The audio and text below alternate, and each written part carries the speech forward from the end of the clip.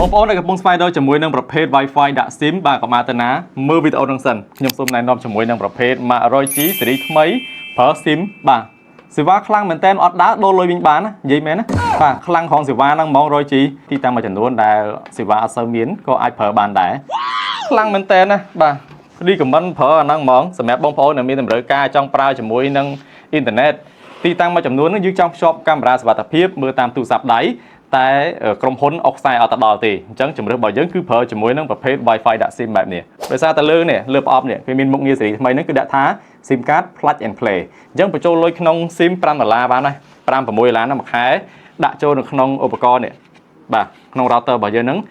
ដាក់ចូលភ្លឹបអ៊ីនធឺណិតមានហ្មង plug and play ហ្នឹងបាទមុខងារ plug and play ហើយបងប្អូនអាចប្របែក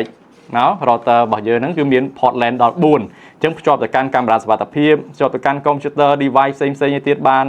មកឆ្ងាញ់បាទ port 4ច្រើនអូខេហើយ speed វាបាន300 megabit per second អង្តែនសិតតែ 4G ទាំងអស់បាទអង្តែន Wi-Fi 4G ហើយបងប្អូន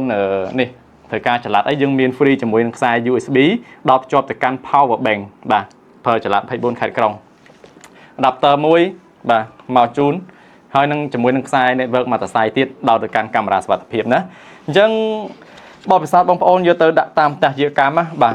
ផ្ទះយាកម្មបងប្អូនដឹងស្រាប់ហើយណាទីតាំងមួយចំនួនតាមតំបន់មាត់សមុទ្រតាមតំបន់ភ្នំមួយក៏ទីតាំងជនបទមួយចំនួនមានផ្ទះយាកម្មហ្នឹងណាយកទៅទីតាំងមួយចំនួនគឺអត់សូវមានសេវាទេតែដាក់ជាមួយនឹង router នេះដើរប្រយតែម្ដងអញ្ចឹងបានយកមកហ៊ានធានាអះអាងបើសិនជាបងប្អូនទិញទៅអត់ដើរបដូរលុយជូនវិញបាន 100% តែម្ដងបាទមិននិយាយលេងណានិយាយមែនណាតែសូមឲ្យបងប្អូនរក្សាប្រអប់កុំឲ្យប្រឡូកប្រឡាក់កុំយក Word មកសរសេរណាកុំយក Word មកសរសេរលើហ្នឹងអញ្ចឹងកុំឲ្យកពីកពិតបងប្អូនយកមកដូរលុយផ្លែតបាទអត់មានបញ្ហាទេហើយយើងនិយាយនេះមិនថាទិញទៅអត់ដើរខ្ជិលណាយើងមិនធានា 100% ដល់ណាហ្នឹងទេទីតាំងមួយចំនួនដែលភាគតិចបំផុតបាទយកទៅអត់ដើរហ្នឹងគឺសូម្បីតែ 4G សេវាកម្មអត់មានផងអញ្ចឹងពិបាកដែរពិបាកនិយាយដែរណាប៉ុន្តែដោយសារតែបច្ចុប្បន្នឥឡូវបងប្អូនមើលគ្រប់ប្រព័ន្ធគ្រប់កន្លែងតែហ្មងបាទទាំង Smart Cell Card Smartphone